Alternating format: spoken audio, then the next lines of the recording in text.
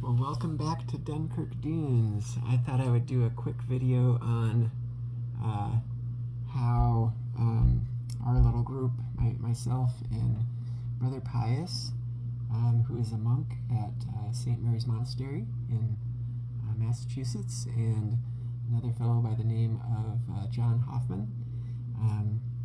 We've just been working on painting our Axis and Allies pieces, and we've been working on making an A set and a B set. But the A set is 3D printed, lots of detail in the pieces.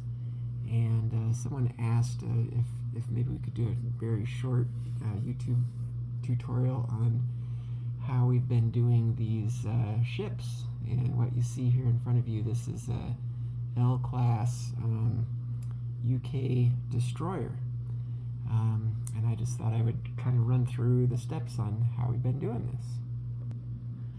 So the first thing here is we've ordered these 3D sculpts from Axis and Allies boardgaming.com. That's where you can find these. And they are similar to Ebard's sculpts, but I think he prints them at a little higher quality even than what you can find on Ebard or Shapeways.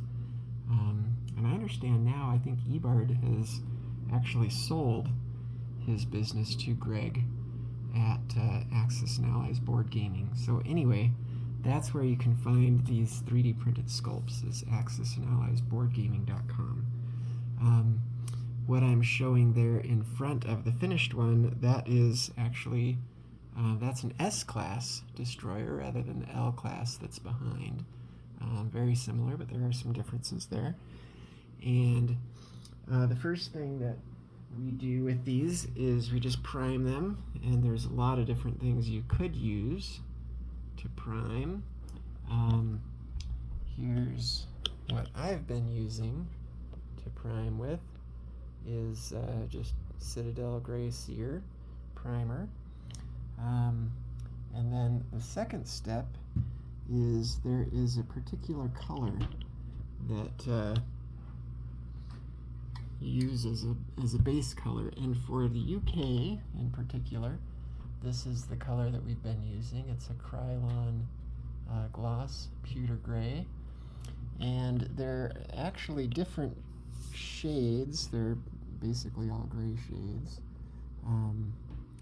that we've been using on these ships. Here's a list of them right here, so you can see the color for the US, Japan, Germany, UK, Anzac, the Soviets, and I think that Soviet color may have changed recently, but Italy, and then France.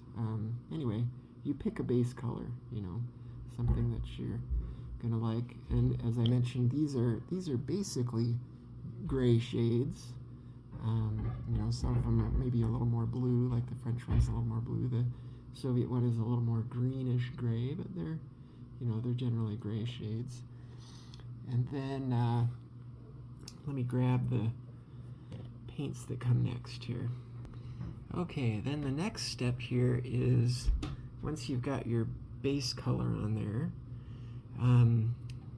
we've been using, you'd use a metallic metal silver type color, and here's a couple that seem to work well. So plate mail metallic, this is an Army Paints color. That's the one I think that we like the best.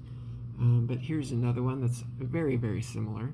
This is a Citadel Iron Breaker, and what we've been doing is just touching some of the areas on the ship. See if I can.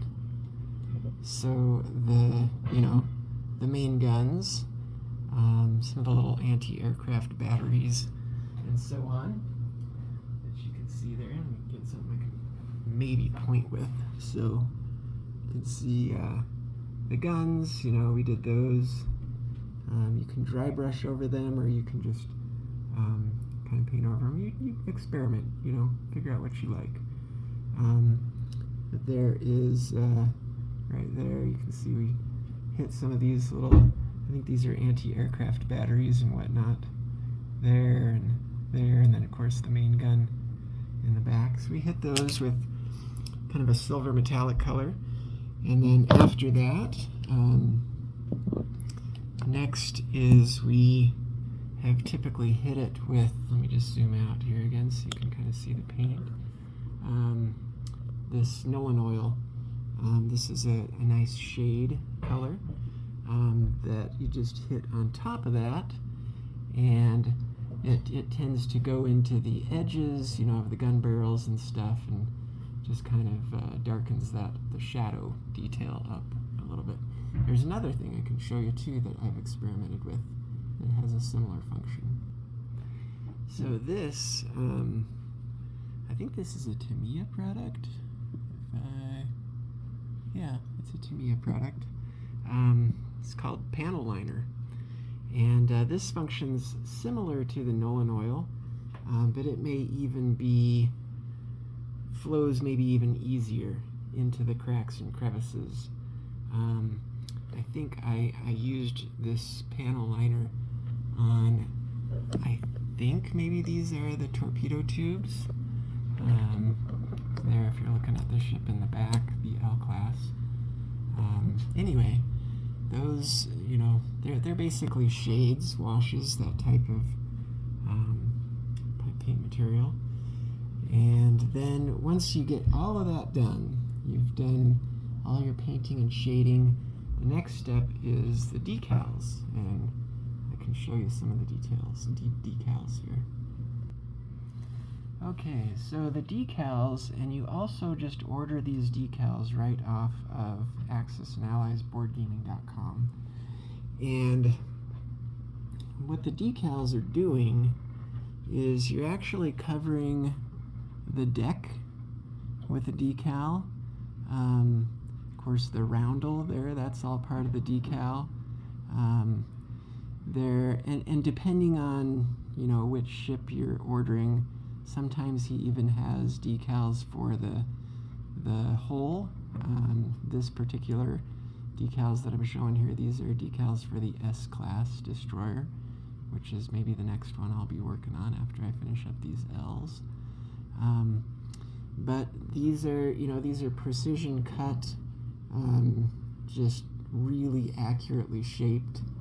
And what you do is you just cut out the particular decal portion that you're going to be working with, put it in water, and within a few seconds, it will slide off, and you're ready to maneuver that in place over the sculpt.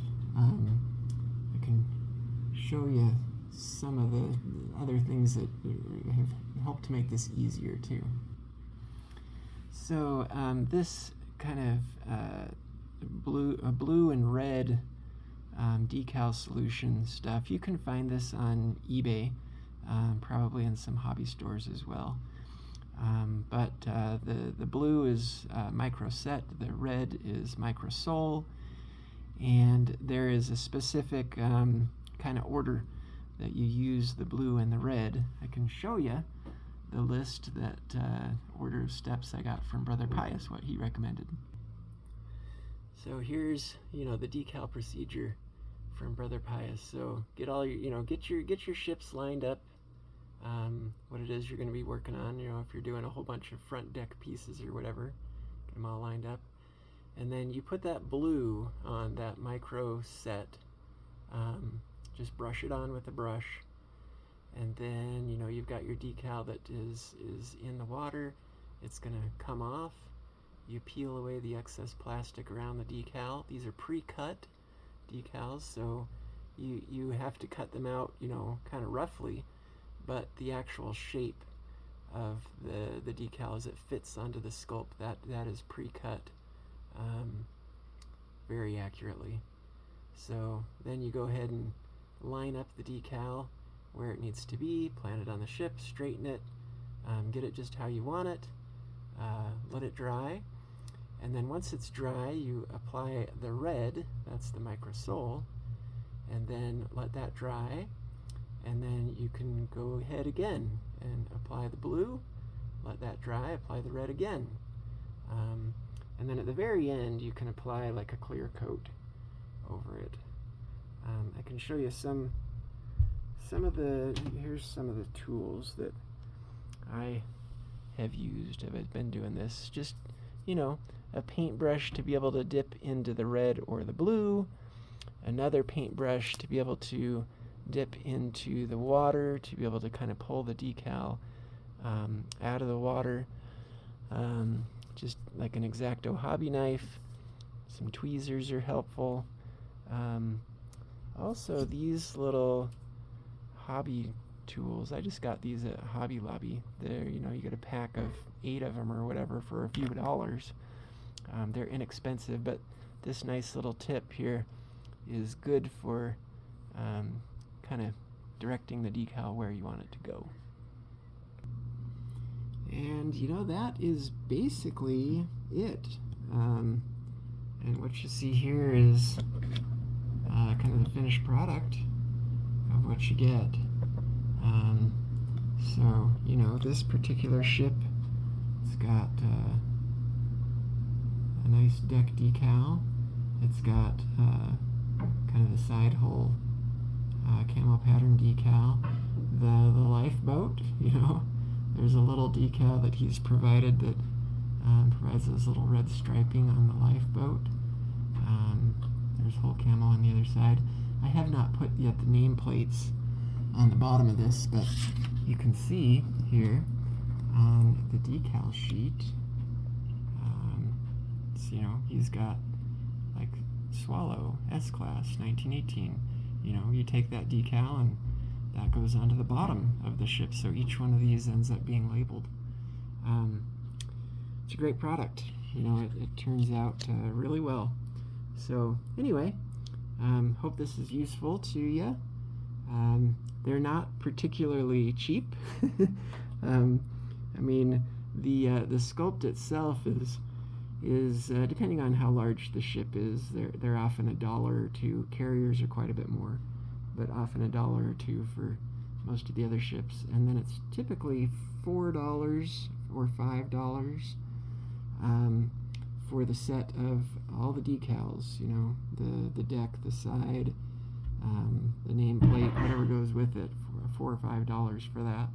So by the time you're all done, it's $6 or so, $7 for a ship. So it's not cheap, but the result is pretty awesome. I think so. Anyway, that's it. Thanks for watching.